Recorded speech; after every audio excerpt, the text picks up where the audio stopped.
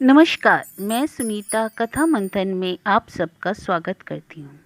कथा मंथन में आज सुनिए शर्लक होम्स की कहानी खाली मकान का रहस्य। लेखक sir Arthur Conan Doyle. Sherlock Holmes की अन्य कहानियाँ आपको हमारी प्लेलिस्ट से मिल जाएंगी, जिसका लिंक मैं आपको एंड स्क्रीन पे तथा डिस्क्रिप्शन बॉक्स पे दे दूंगी। इसके साथ ही साथ अगर आप हिंदी हॉरर और सस्पेंस कहानियाँ सुनने के शौकीन हैं तो आप हमारी डिस्क्रिप्शन बॉक्स में लिंक है, हिंदी हॉरर स्टोरीज़ के लिंक में जाकर के, सस्पेंस कहानियों के लिंक में जाकर के आप वहाँ पे चेक कर सकते हैं, सुन सकते हैं। तो चलिए शुरू करते हैं सर आर्थर कॉनन डॉयल द्वारा रचित शर्लक होम्स की सुपरहिट कहानी खाली मकान का रहस्य। सन 1894 के बसंत का समय था। बहुत सारे लंदन की फैशन परस्त दुनिया माननीय रोनाल्ड एडेयर की असामान्य और विचित्र सी परिस्थिति में हुई मौत से दुखी थी और इसमें पर्याप्त रुचि भी ले रही थी। पुलिस की छानबीन में इस अपराध के जो भी ब्यौरे सामने आए, जनता उनको पहले से ही जान चुकी थी। इनमें से बहुत कुछ दबाया भी जा चुका था, क्योंकि अभियोजन का मुकदमा इतना मजबूत था कि सभी तथ्यों के सामने लाने की जरूरत ही नहीं पड़ी। अब केवल 10 सालों के बाद मैं उन खोई हुई कड़ियों को ला रहा हूँ, जिनसे मिलकर एक बेहतरीन श्रृंखला बनेगी। यह अपराध अपने आप में ही रोचक था, मगर मेरे लिए यह रोचकता उस अविश्वसनीय परिणाम की तुलना में कुछ भी नहीं थी। इस घटना चक्र ने मेरे साहसिक जीवन में मुझे एक ऐसा गहरा धक्का और अचरज से भर दिया। अभी भी इतना समय बीत जाने के बाद जब से मैं इसके बारे में सोचता हूँ, मुझे प्रसन्नता, आश्चर्य और अविश्वास की एक बाढ़ सी नजर आती है। मेरा मन डूब जाता है। मुझे लोगों को यह बताना है कि जिस अद्भुत व्यक्ति के कामों और विचारों को मैंने प्रस्तुत किया है, लोगों ने उनमें रुचि दिखाई। वे मुझे इस बात के लिए दोषी नहीं ठहराएंगे कि मैंने उनको अपनी जानकारियों में हिस्सेदार नहीं बनाया, क्योंकि यह मेरा पहला कर्तव्य था और ऐसा करने के लिए मुझे होम्स ने स्वयं ही मना किया था। अभी पिछले महीने की 3 तारीख को ही उन्होंने मुझे इस बंधन से आज़ाद किया। इस चीज की कल्पना की जा सकती है कि शर्लक होम्स की साथ मेरी अति घनिष्ठता ने अपराध के क्षेत्र में मेरी गहरी रुचि जगा दी।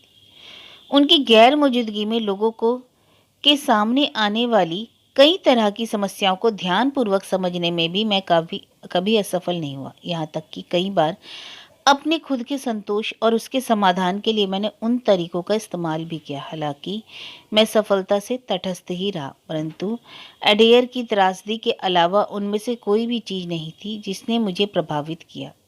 इनकी जांच के प्रमाण मुझे किसी ऐसे व्यक्ति या अनजाने व्यक्तियों के खिलाफ ले गए जिन्होंने जानबूझकर हत्या की थी। शर्लक होम्स की मौत से समाज को जो नुकसान हुआ था, उसे मैंने इतनी शिद्दत से महसूस किया जितना कि पहले कभी नहीं किया था। इस विचित्र से मामले में इस तरह के बिंदु थे जिनका मुझे यकीन था कि वे उन्हें खास तौर से लुभाते और वे पुलिस की सहायता भी कर रहे होते, या जहां तक कि मुमकिन है यूरोप के प्रथम प्रशिक्षित अपराध एजेंट के सजग दिमाग का पूर्वानुमान भी पाते। जब मैं सारे दिन घूम रहा था, तब मेरे दिमाग में वह केस भी चक्कर काट रहा था, परंतु मुझे इसका कोई भी उचित समाधान नहीं मिला।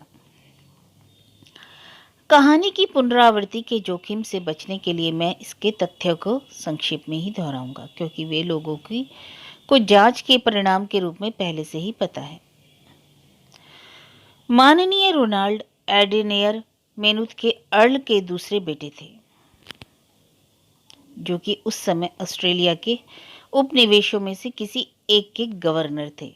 एडेयर की मां को ऑस्ट्रेलिया से वापस लौटना पड़ा क्योंकि उन्हें मोतियाबिंद का ऑपरेशन कराना था। वे अपने बेटे रोनाल्ड और बेटी हिल्डा के साथ 427 पार्क लेन में ही रहती थी।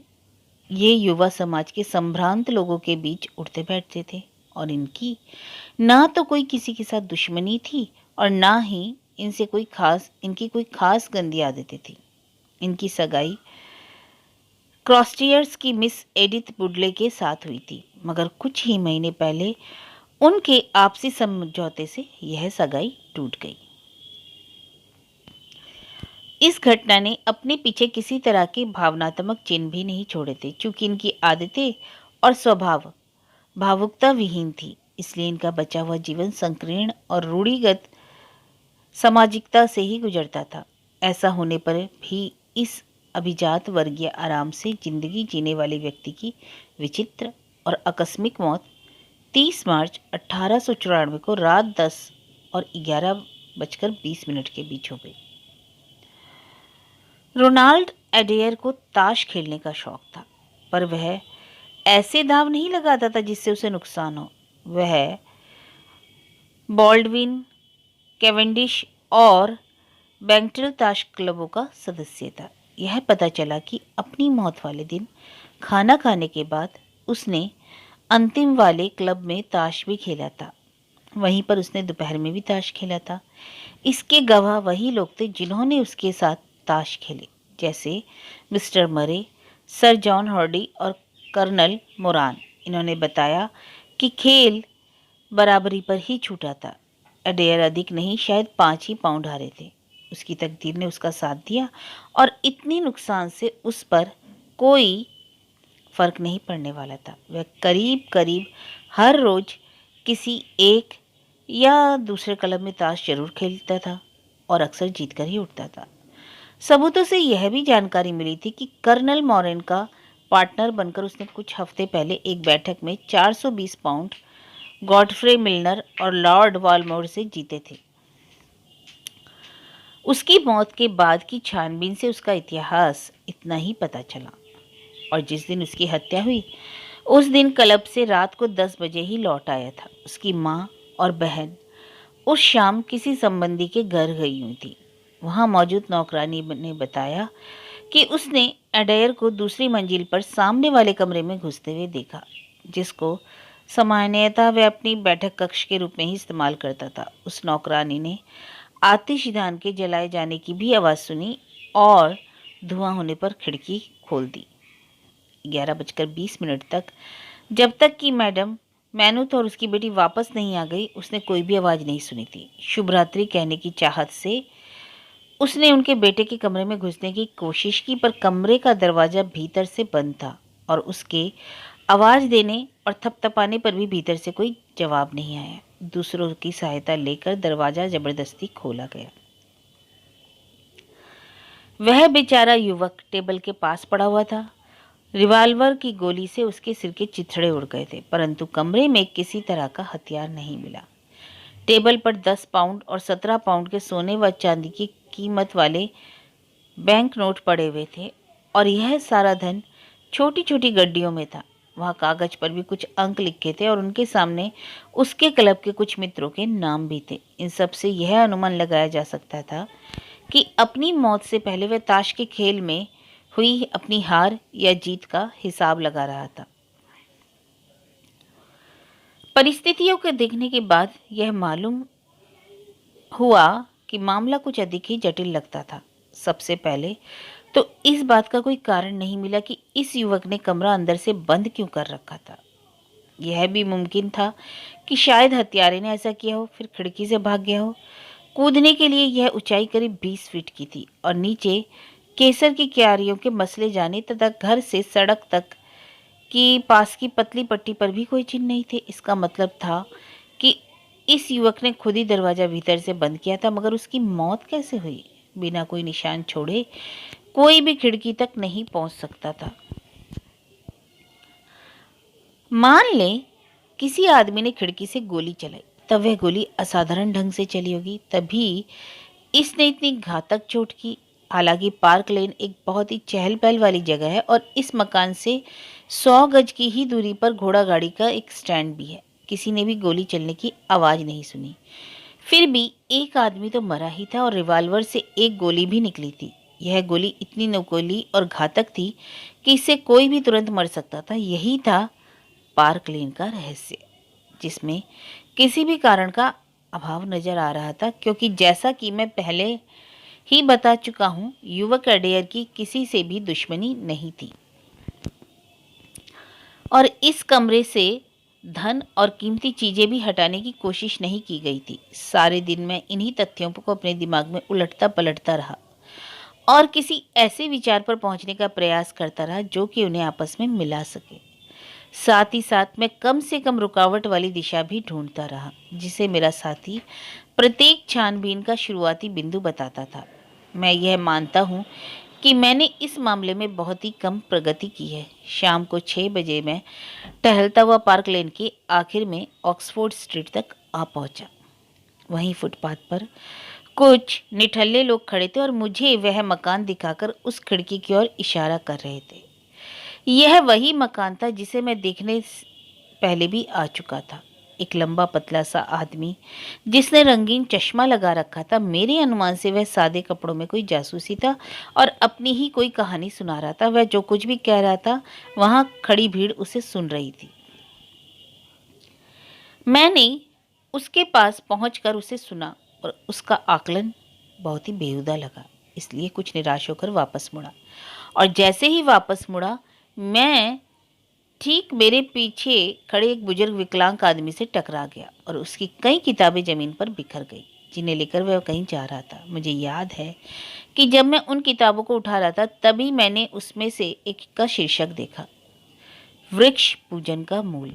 और इसने मुझे थोड़ा सा अचंभित किया कि या तो बेचारा पुस्तक प्रेमी है या व्यापारी या शायद शौकिया ही ऐसी दुर्भेद पुस्तकें इकट्ठा कर रहा है। मैंने इस दुर्घटना के लिए उससे माफ़ी मांगी, पर ऐसा लग रहा था कि जिन किताबों के साथ मैंने दुर्व्यवहार किया था वे उसके लिए बहुत ही महत्वपूर्ण थी। गुस्से में गुर्राता हुआ वह दूसरी ओर मुड़ गया और मैंने देखा उसकी सफ़ेद गलमुच्छे लोगों की भीड़ में कहीं खो गई। 427 पार्क लेन की मेरी छानबीन, जिसमें कि मेरी भी रुचि थी, अब मेरी समस्या को थोड़ा स्पष्ट कर दिया। इस मकान के चारों ओर एक दीवार और रेलिंग थी। इसकी ऊंचाई 5 फीट से अधिक नहीं थी। किसी भी आदमी के लिए इसे फांद कर बागीचे में जाना मुश्किल नहीं था, पर खिड़की तक पहुंचना आसान नहीं था क्योंकि वहां पानी का पाइप तक नहीं था जिसमें से कि किसी बहुत तेज आदमी को चढ़ने में सहायता मिल सकती। सबसे अधिक आश्चर्य की बात तो तब हुई जब मैं वापस केंसिंगटन पहुंचा। मुझे अपने अध्ययन कक्ष में पहुंचे अभी 5 मिनट भी नहीं बीते थे कि मेरी नौकरानी यह बताने के लिए आई कि कोई आदमी मुझसे मिलने आया है। मुझे आश्चर्य हुआ जब मैंने देखा कि वह और कोई नहीं बल्कि वही बूढ़ा है जो किताबें इकट्ठी कर रहा था और उसके दाहिने हाथ में कम से कम 1 दर्जन किताबें थी। उसने अपनी टूटती हुई अपरिचित आवाज में पूछा, आप मुझे देखकर चकित हैं सर? मैंने स्वीकार कर लिया कि वाकई चकित हूँ।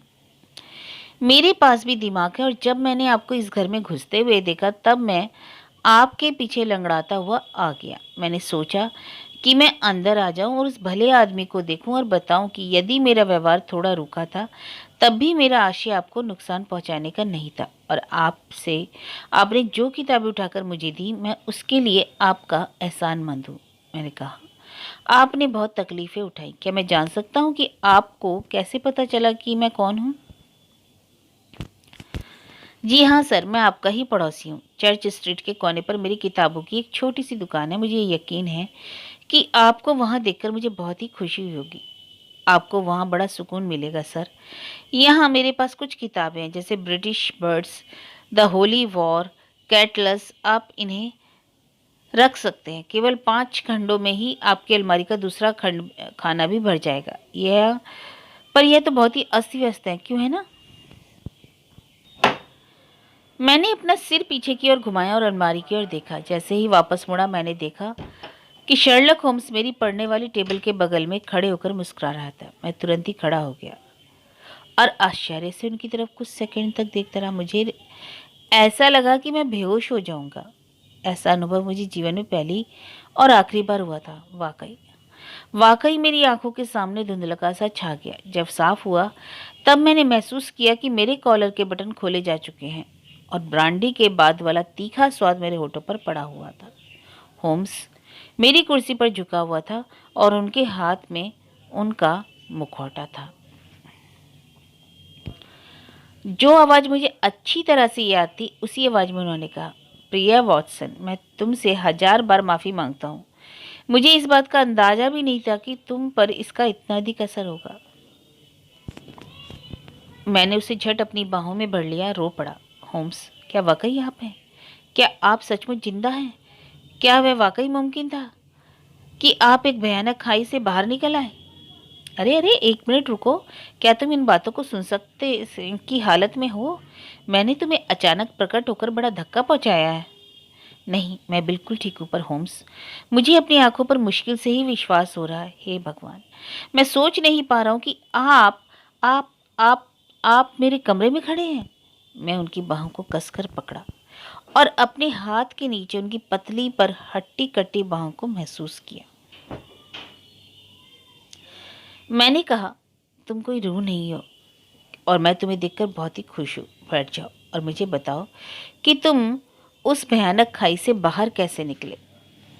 वे ठीक मेरे सामने बैठ गए, अपने उसी पुराने आराम वाले तरीके से सिगरेट सुलगाई और फिर किताबों के दुकानदार की तरह फ्रॉक वाला कोट पहन रखा था, पर उनके बाल सफ़ेद थे और मेज पर पुरानी किताबों का ढेर लगा हुआ था। होम्स एक बूढ़े से कहीं अधिक सजग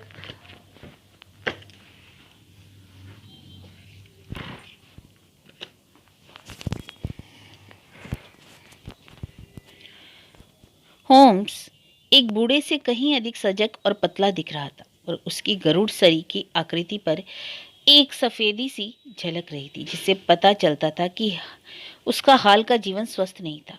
होम्स ने कहा, वॉटसन, मुझे अपने आप को सीधा करने में मजा आ रहा है। एक लंबे आदमी के लिए अपने शरीर को घंटों तक झुकाए रखना कोई मजाक बात नहीं है। हाँ तो मेरे प्यारे दोस्त, अपने इस सारे किस्से के साथ क्या अब मैं अपने सामने आने वाली एक कठिन व खतरनाक रात के काम के लिए तुम्हारा सहयोग प्राप्त कर सकता हूँ? उस काम को पूरा करने के लिए शायद यह अच्छा होगा कि मैं तुम्हें सारी स्थिति से परिचित करा दूं। मैं बहुत ही उत्सुक हूँ, तुरंत सुनना भी पसंद करूँगा। आज रात तुम मेरे साथ चलोगे? तुम जब भी चाहो, जहाँ भी चाहो। यह तो वाकई उन पुराने दिनों की तरह है। चलने से पहले हमारे पास भरपेट खाना खाने का समय है और उस खाई वाले झरने से मुझे बाहर निकलने में कोई परेशानी नहीं हुई, क्योंकि इसका कारण बहुत ही सीधा है कि मैं उसमें गिरा ही नहीं था। आप नहीं गिरे? नहीं वाटसन, मैं उसमें कभी नहीं गिरा था। मैं तुमको जो नोट लिखा था वह बिल्कुल सच था। मुझे इस बात का शक हो गया था कि मैं अपने पेशे की समाप्ति पर पहुंच चुका हूँ। तभी उस बदशक्ल स्वर्गीय प्रोफेसर मॉरियार्टी की आकृति देखी, जो कि उस संकरे रास्ते पर खड़ी थी और वह रास्ता सीधा सुरक्षा की तरफ जाता था। मैंने उसकी सलेटी आंखों में एक दृढ़ उद्देश्य देखा। मैंने उसके साथ कुछ बातचीत भी की और उसकी सहज अनुमति से एक आदेश भी लिखा, जो कि बाद में तुमको मिला, जिसे मैंने अपनी सिगरेट की डिब्बी और छड़ी के साथ छोड़ दिया था। मैं फिर संकरे रास्ते पर चल दिया। मॉरियार्टी अभी भी मेरे पीछे आ रहा था और जब मैं अंतिम छोर पर पहुंचा तो देखा कि मैं एक घाटी पर खड़ा हूँ। उसने कोई हथियार नहीं निकाला, पर वह मेरी तरफ दौड़ा और मुझे अपनी लंबी बाहों में जकड़ लिया। वह जानता था कि उसका खेल खत्म हो चुका है और वह केवल मुझसे बदला लेना चाहता था। हम ऊपर झरने के किनारे एक साथ गुथे हुए लड़खड़ा रहे थे। मुझे जापानी कुश्ती की कुछ जानकारी है, जो कि कई बार काम भी आ चुकी है। मैं किसी तरह उसकी पकड़ से बाहर आ चुका था, पर वह एक तेज चीख के साथ मुझे पागलों की तरह कुछ देर तक ठोकर मारता रहा और हवा में अपने पंजे लहराता रहा। उसके इन सारे प्रयासों के दौरान वह अपना संतुलन ना बना सका और नीचे खाई में गिर गया। ऊपर किनारे से मैंने देखा कि वह काफी नीचे तक गिरता चला गया और फिर एक चट्टान से टकराया, उछला और नीचे गहरे पानी में गिर गया। मैंने इस कहानी को आश्चर्य के साथ सुना, जो कि होम्स ने अपने सिगरेट का कश लेते हुए मुझे सुनाई। मैं जोर से चुका, पर वे पैरों के निशान जिन्हें मैंने अपनी आंखों से देखा था, जो कि रास्ते पर सिर्फ जाने के ही थे और वापस नहीं लौटे। यह इस प्रकार हुआ कि जब प्रोफेसर गायब हो गया तब मैंने सोचा कि भाग्य ने मुझे कितना अद्भुत अवसर दिया है। मैं जानता था कि मॉरियार्टी ही वह अकेला शख्स नहीं था जिसने मेरी मौत की कसम खाई थी। वहाँ कम से कम 3 और भी लोग आए थे, जिनकी मुझसे बदला लेने की चाहत और भी बढ़ जाएगी जब वे यह जानेंगे कि उनकी नेता की मौत हो चुकी है। वे सब बहुत ही खतरनाक आदमी हैं। उनमें से कोई एक जरूर मुझे ढूंढ लेगा और दूसरी तरफ दुनिया मान चुकी है कि मेरी ही मौत हो गई है। इस तरह वे निश्चिंत हो जाएंगे। वे लोग खुद ही सामने आ जाएंगे और कभी ना कभी मैं उन्हें नष्ट कर दूंगा। तभी उस घोषणा का समय आ गया कि मैं अभी जीवित हूँ। इसलिए मेरे दिमाग ने तेजी से काम किया और मुझे लगता है कि जब तक प्रोफेसर मॉरियार्टी नीचे रेंच पार्क चढ़ने में पहुंचा होगा, इतनी ही देर में मैंने इस पर सोच भी लिया था। मैं खड़ा हुआ और अपने पीछे उस चट्टान वाली दीवार को देखा। तुम्हारे उस सजीव चित्रण के साथ वह विवरण जिसे मैंने कुछ महीनों बाद पढ़ा था, जिसमें तुमने इस बात पर जोर दिया था कि वह दीवार बिल्कुल ही सीधी सपाट थी, पर वह बात पूरी तरह से सही नहीं थी। दीवार पर कहीं कहीं पैर टिकाने के लिए और अपने आप छोटे छोटे खांचे बन गए थे। वह चट्टानी चढ़ाई बिल्कुल असंभव सी मालूम पड़ती थी, इसलिए गीले रास्ते के बगल से गुजरते हुए मेरे पैरों का निशान का मिलना भी असंभव था। यह हो सकता था कि वापसी के मेरे जूतों के निशान तुम्हें मिल जाते, पर तीन तीन जोड़ी पैरों के एक ही दिशा में जाते निशानों ने वाकई एक धोखा पैदा कर दिया होगा। एक चीज और सबसे अच्छी हुई थी कि मैंने ऊपर चढ़ने का जोखिम उठाया। वॉटसन, इस काम में कोई मजा नहीं आ रहा था। नीचे झरने के गरजने की आवाज आ रही थी और मैं कोई कल्पनाशील व्यक्ति तो नहीं हूं, मगर मैं तुमको बताना चाहता हूं कि मुझे उस खाई में मॉरियार्टी की मुझ पर चीखने की आवाज महसूस हो रही थी। कई बार मेरे हाथों में घास का एक गुच्छा आधा या मेरा पांव भीगे हुए चट्टानों में खांचों में फिसला।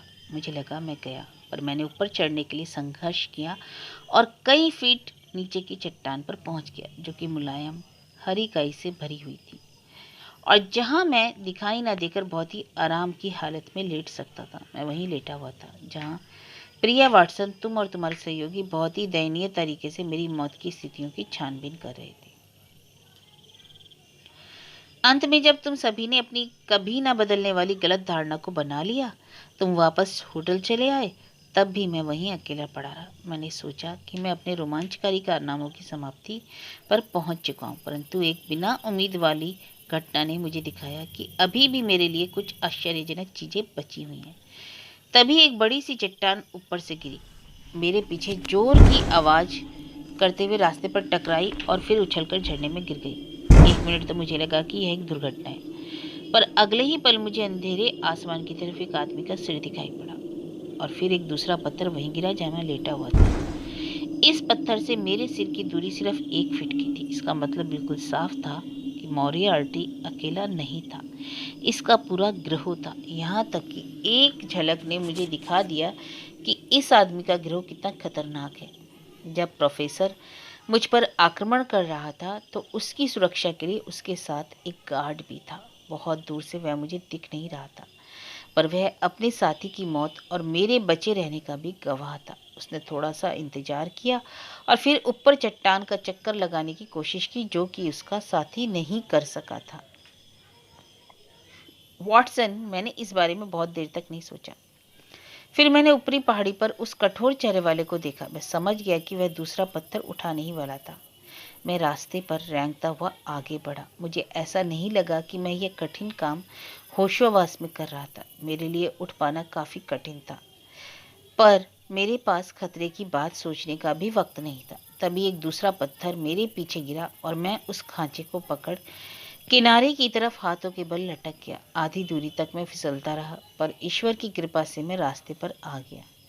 मेरे शरीर से खून बह रहा था और मेरे कपड़े भी फट गए थे। मैं पहाड़ों में करीब 10 मील तक अंधेरे में भागता रहा। एक हफ्ते बाद मैं इस विश्वास के साथ फ्लोरेंस पहुंचा कि दुनिया में अब कोई यह नहीं जान पाएगा कि मेरे साथ क्या हुआ था।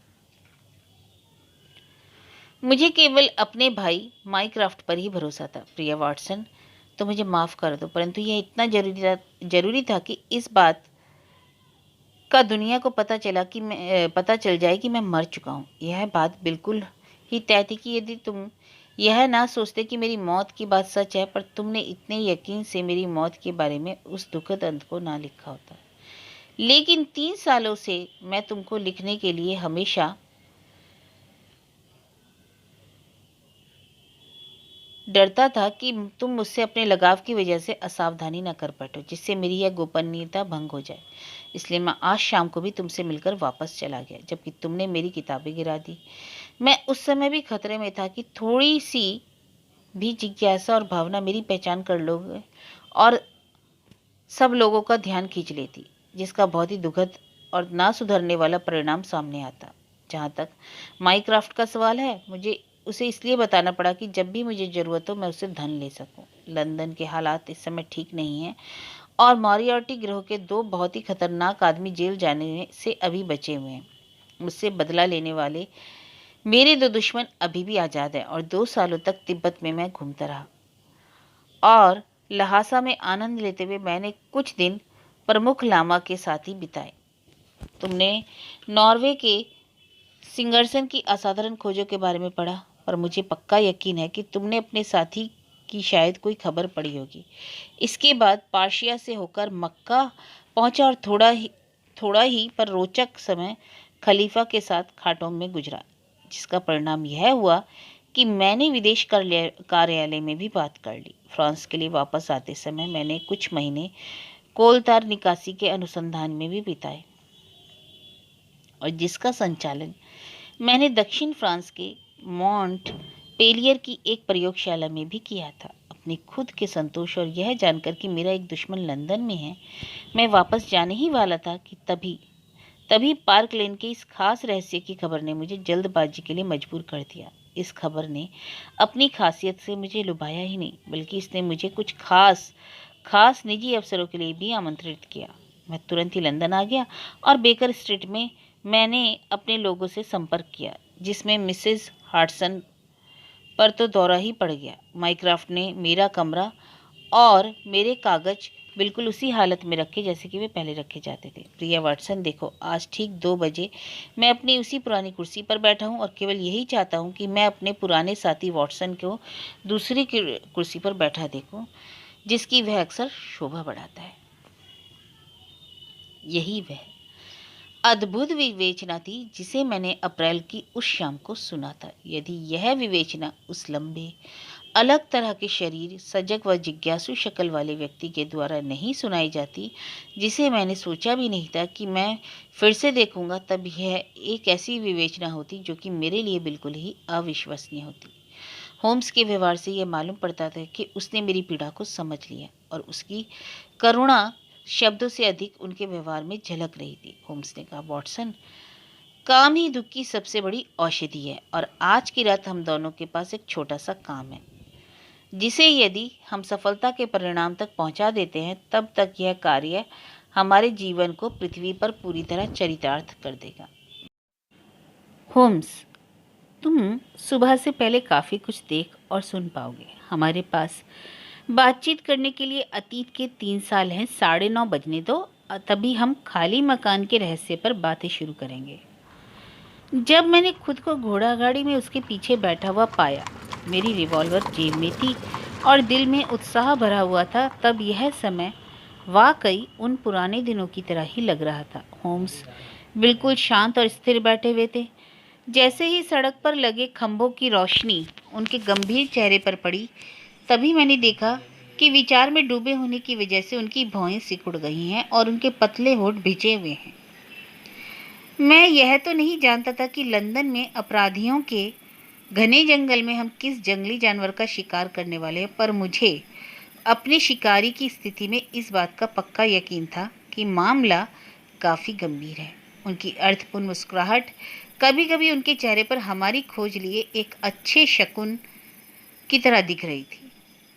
मैंने सोचा कि हम बेकर स्ट्रीट जा रहे हैं, पर होम्स ने घोड़ा गाड़ी क्वेंडिश स्क्वायर के कोने पर ही रोक दी। मैंने देखा कि जैसे ही वे उतरे, उन्होंने अपने दाहिने व बाईं ओर एक खोजी निगाह डाली और फिर पास की गलियों की तरफ भी देखा। उन्होंने यह जानने के लिए थोड़ी कोशिश भी की कि कोई उनका पीछा तो नहीं कर रहा। हमारा रास्ता एकदम सुनसान था। लंदन के छोटे छोटे रास्तों के बारे में होम्स की अद्भुत जानकारी थी और ऐसे मौके पर तो वे छोटे छोटे घुड़सालों और अस्तबलों के जाल के बीच से होकर गुजरते थे।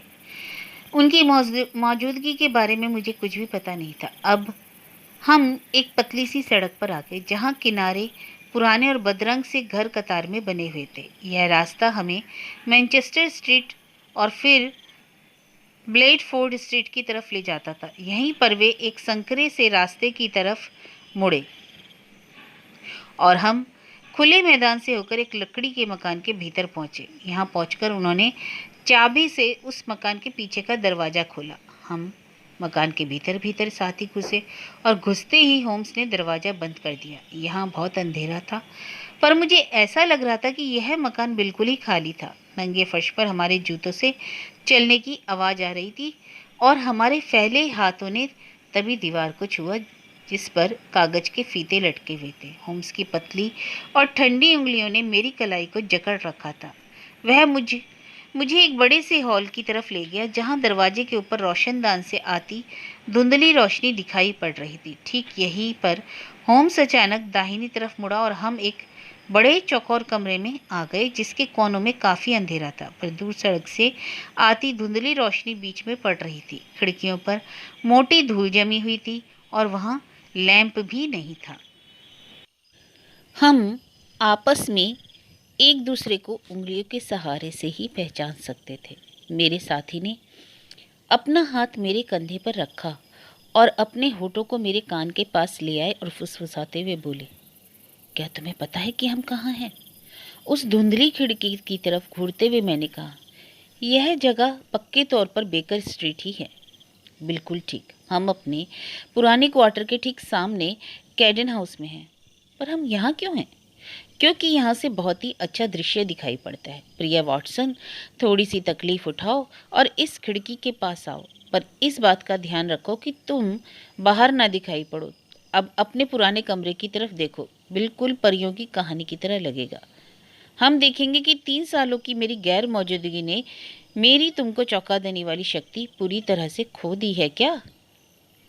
मैं धीरे से आगे सरक आया और जैसे ही मैंने अपनी आंखें अपनी उस जानी पहचानी खिड़की पर पड़ी, मैंने एक गहरी सांस ली और आश्चर्य से चीख पड़ा। खिड़की खुली हुई थी और कमरे में एक तेज रोशनी जल रही थी। खिड़की के पर्दे पर एक व्यक्ति की आकृति की परछाई दिख रही थी जो कि कुर्सी पर बैठा हुआ था। उसके सिर का संतुलन, कंधों की चौड़ाई और चेहरे के तीखेपन में कोई गलती नहीं थी। उसका चेहरा आधा झुका हुआ था जिसका प्रभाव उस छाया पर पड़ रहा था। यह छाया ठीक वैसे ही थी जैसे कि मेरे दादाजी फोटो फ्रेम में पसंद करते थे। यह होम्स की बिल्कुल हूबहू मूर्ति थी। मैं इतना आश्चर्यचकित था कि मैंने अपना हाथ अपने पीछे खड़े आदमी की तरफ बढ़ाकर अपना यकीन पक्का कर लिया। वे धीमे से हंसते हुए हिल रहे थे। देखा, हे भगवान, यह अद्भुत है, मैंने जोर से कहा। होम्स ने कहा, मुझे यकीन है कि उम्र मुझे ना बूढ़ा कर सकेगी और ना ही मेरी अनंत विविधताओं की परंपरा को बासी होने देगी। मैंने उसकी आवाज़ में वही खुशी और गर्व महसूस किया जो कि किसी कलाकार को अपनी रचना पर होता है। यह वाकई तो मेरी ही तरह है ना? मैं इस बात को कसम खाकर कह सकता हूँ कि यह तुम ही हो।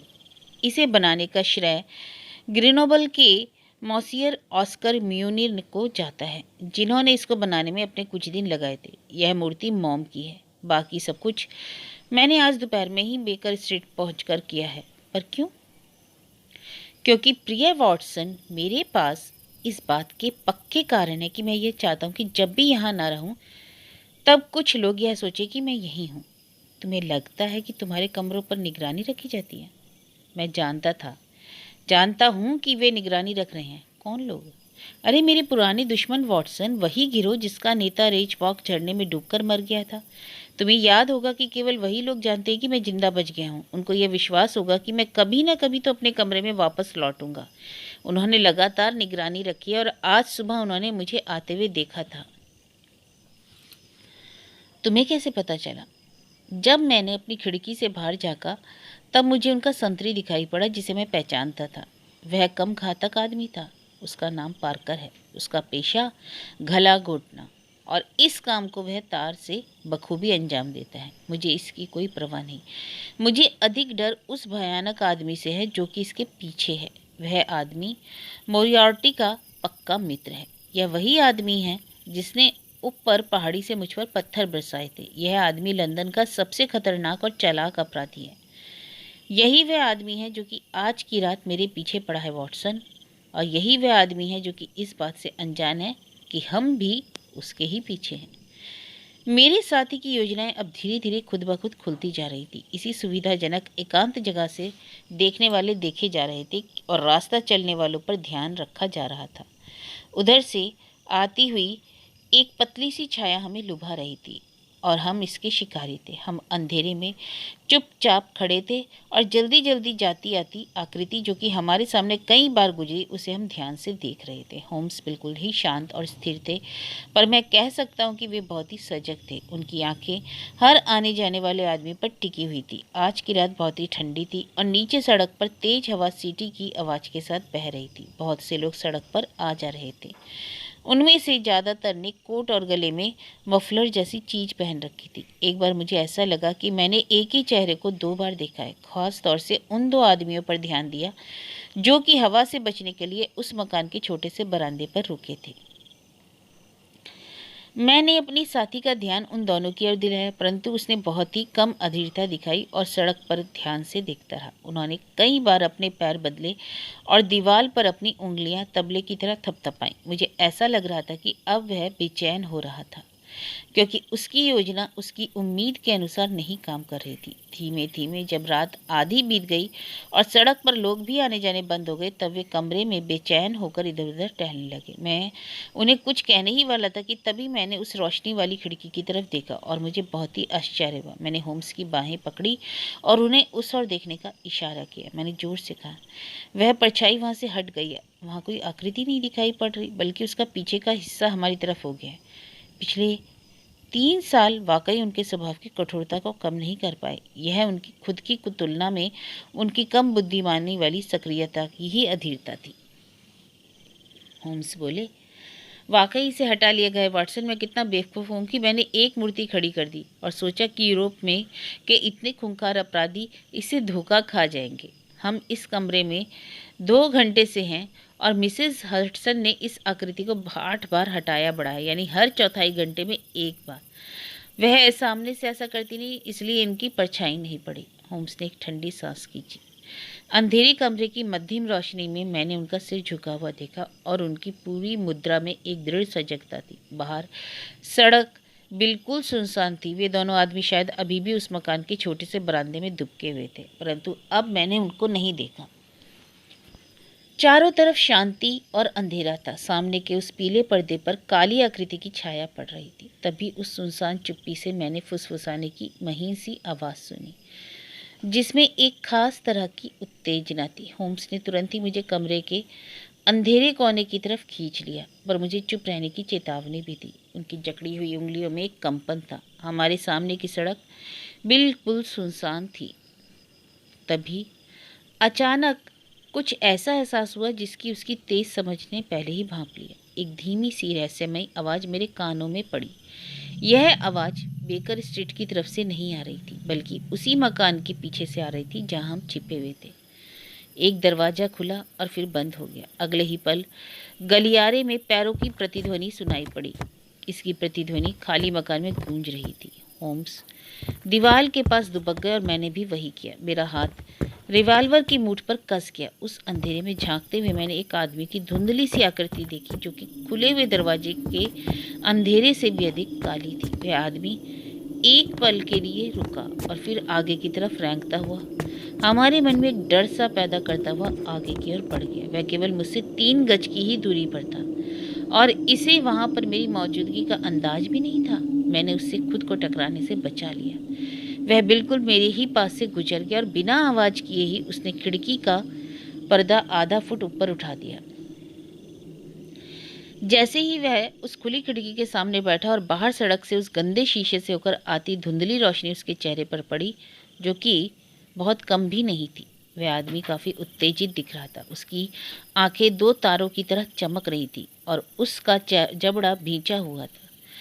वह आदमी एक अच्छी खासी उम्र का था। उसकी नाक पतली, माथा ऊंचा और सिर आगे से गंजा एवं अधपकी बड़ी बड़ी मूछें थी। उसने अपना हैट पीछे की तरफ कर रखा था और खुले ओवरकोट से उसकी कमीज बाहर की तरफ झांक रही थी। उसका चेहरा रूखा व कठोर था और इसमें कई जगह गहरे कटे निशान थे। उसके हाथ में एक छड़ी जैसी चीज़ दिख रही थी, परंतु जैसे ही उसने इसे जमीन पर रखा, एक धातु के टकराने की आवाज़ आई। फिर उसने अपने ओवरकोट की जेब में एक बड़े आकार की चीज़ निकाली और उनको आपस में जोड़ने में व्यस्त हो गया। एक तेज क्लिक की आवाज़ के साथ उसने अपना काम ख़त्म किया। यह आवाज़ किसी स्प्रिंग या बोल्ट की अपनी जगह पर जैसे लगने जैसी थी। अभी भी वह आदमी जमीन पर ही झुका हुआ था और किसी लीवर जैसी चीज को खींच रहा था, जिसका परिणाम एक तेज चरखी की आवाज जैसा था। वह भी एक शक्तिशाली क्लिक पर खत्म हुई। अब वह खड़ा हो गया और मैंने देखा उसके हाथ में एक राइफल जैसी चीज थी, जिसका हत्था अजीब सा था। इसने उसकी नाल को बीच में से खोलकर इसमें कुछ डाला और फिर बंद कर दिया। उसने अपनी राइफल की नाल खुली खिड़की से बाहर की ओर कर दी और मैंने देखा उसकी लंबी मूछें इस पर झुकी हुई थी। उसकी चमकती आंखें बाहर की तरफ देख रही थी। जैसे ही मैंने उसके कंधे पर राइफल की बट को टिके देखा, राहत की सांस ली। जब उसकी निगाह के अंतिम हिस्से पर मेरी निगाह पड़ी तो चकित कर देने वाले लक्ष्य को देखा, जो कि पीली पृष्ठभूमि पर एक काली आकृति थी। एक पल के लिए तो वह आदमी बिल्कुल स्थिर हो गया और उसकी उंगलियां राइफल के ट्रिगर पर कस गई। तभी सनसनाती हुई तेज, देर तक और अजीब सी आवाज के साथ चमकीला शीशा टूटने की आवाज आई।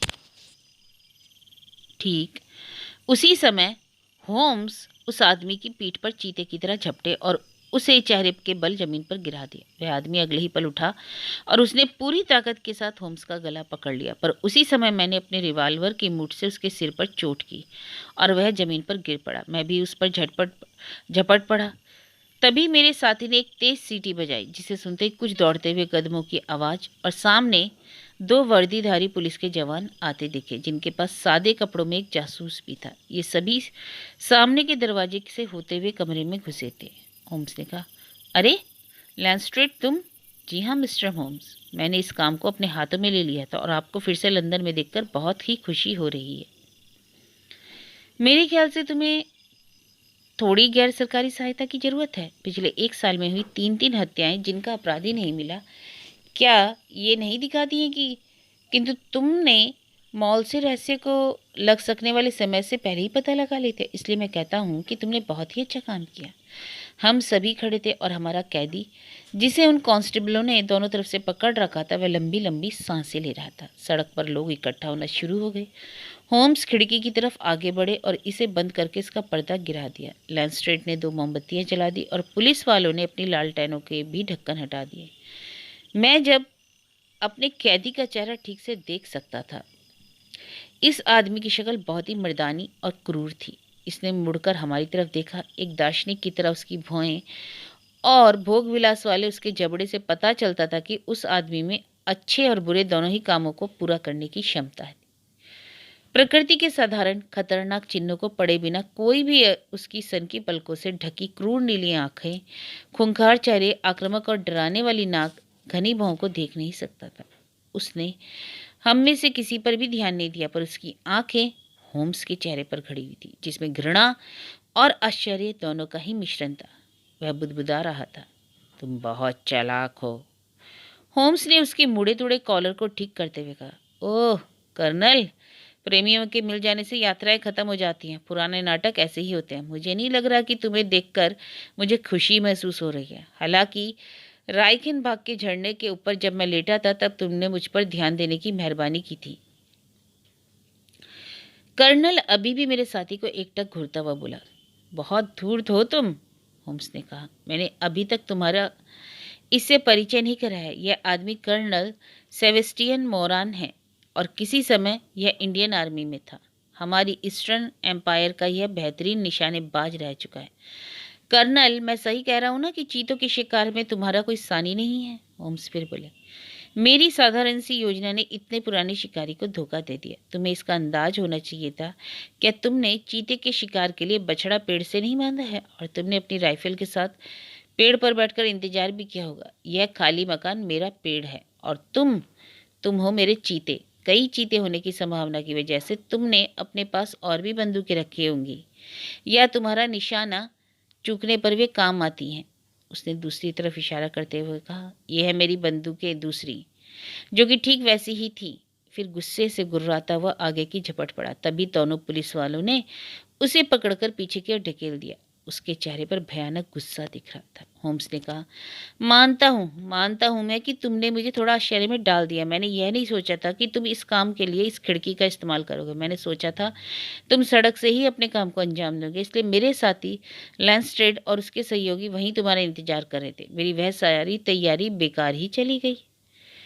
कर्नल मोलान ने उसके सरकारी जासूस की तरफ मुड़ते हुए कहा, तुम्हारे पास मुझे गिरफ्तार करने की वजह हो सकती है और नहीं भी, पर इस आदमी का ताना सुनने की मेरे पास कोई वजह नहीं है।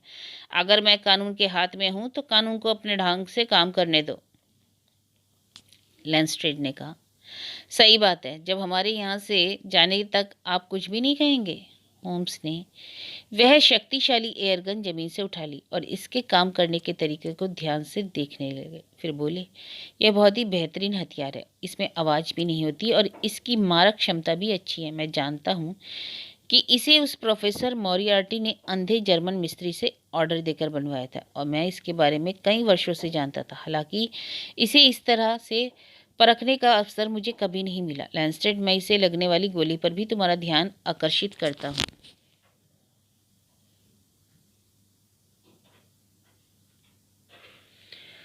लैंसस्ट्रेड, आप इसकी देखभाल के लिए मुझ पर भरोसा कर सकते हैं। सभी लोगों के दरवाजे की ओर चलने के साथ ही वह फिर से बोला, आप कुछ कहना चाहते हैं? केवल यह पूछना चाहता हूँ कि इस पर कौन सा अभियोग लगाओगे? कौन सा आरोप सर? इसने शर्लक होम्स की हत्या का प्रयास किया है। ऐसा नहीं लैंसस्ट्रेड, मैं इस मामले में आना नहीं चाहता। इसका सारा श्रेय तुम्हें जाता है। हाँ लैंसस्ट्रेड, मैं बधाई देता हूँ, इसमें तुमने अपनी चालाकी और साहस दोनों ही इस्तेमाल किए और इसे पकड़ लिया। किसे? किसे मिस्टर होम्स? यह वही आदमी है जिसने पुलिस की सारी कोशिशें बेकार कर दी थी। यह आदमी कर्नल सेबेस्टियन मोरान है, जिसने माननीय रोनाल्ड एडेयर की हत्या इसी एयरगन से 427 पार्क लेन के सामने वाली खुली खिड़की से पिछले महीने की 13 तारीख को की थी। यही इसका अभियोग है लैंसस्ट्रेड। वाटसन, अगर तुम उस टूटी खिड़की से कुछ पाना चाहते हो तो मेरे पढ़ने वाले कमरे में आधे घंटे के लिए मेरे साथ एक सिगार पीते हुए तुम कुछ अच्छी जानकारियां प्राप्त कर सकते हो। हमारे पुराने कमरे में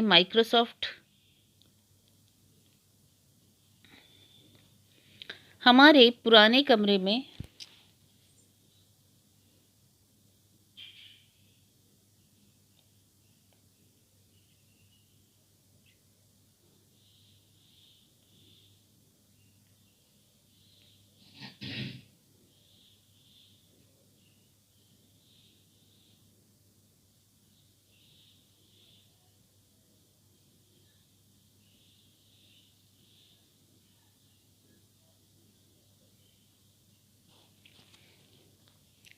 हमारे पुराने कमरे माइक्राफ्ट होम्स और मिसेस हडसन की देखरेख में बिल्कुल पहले की तरह ही थे।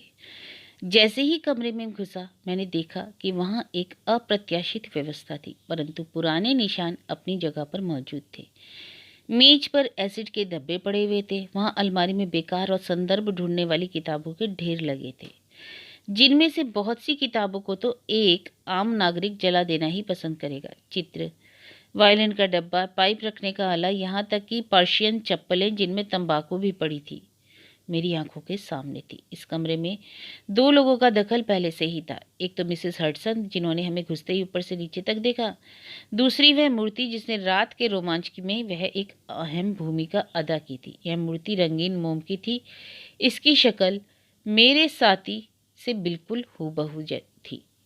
इसे एक छोटी सी टेबल पर रखा गया था। इस पर होम्स का एक गाउन भी पड़ा था, ताकि सड़क से इसे उनके होने का भ्रम पैदा किया जा सके। होम्स ने कहा, मिसेस हडसन, मुझे उम्मीद है कि आपने उन सभी सावधानियों पर एक नज़र डाल ली होगी। सर, जैसा आपने बताया था, मैं अपने घुटनों के बल ही गई थी। बहुत बढ़िया, तुमने सारा काम बहुत ही अच्छे ढंग से किया। क्या तुमने देखा वह गोली कहाँ गई? हाँ सर, पर मुझे डर है कि इससे आपकी खूबसूरत मूर्ति को बर्बाद कर दिया होगा, क्योंकि वह इसके सिर को छेदते हुए दीवार पर टकराकर गिर पड़ी। मैंने उसे कालीन से उठा लिया था। यह रही।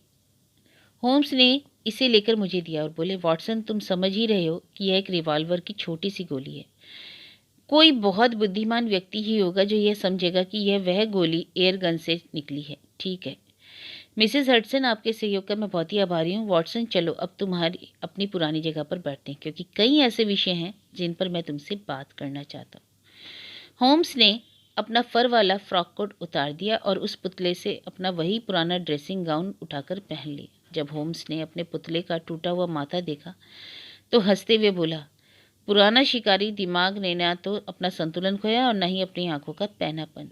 मस्तिष्क को छेदती हुई सिर के पिछले भाग से ठीक पीछे से इसने चोट पहुंचाई। वह आदमी भारत का बेहतरीन शिकारी था। मुझे उम्मीद है कि लंदन में भी कुछ ऐसे ही बेहतर निशानेबाज होंगे। क्या तुमने इसका नाम सुना है? नहीं, मैंने नहीं सुना। वह बहुत ही मशहूर है, और पर जहाँ तक मुझे याद है तुमने प्रोफेसर जेम्स मॉरियार्टी का भी नाम नहीं सुना होगा, जो कि इस शताब्दी का बहुत ही तेज दिमाग वाला व्यक्ति था। अलमारी से उठाकर जीवनियों की सूची मुझे दे दो। मैं अपनी कुर्सी पर बैठकर हवा में सिगार के बादल उड़ाते हुए आराम से पन्ने पलटता रहा।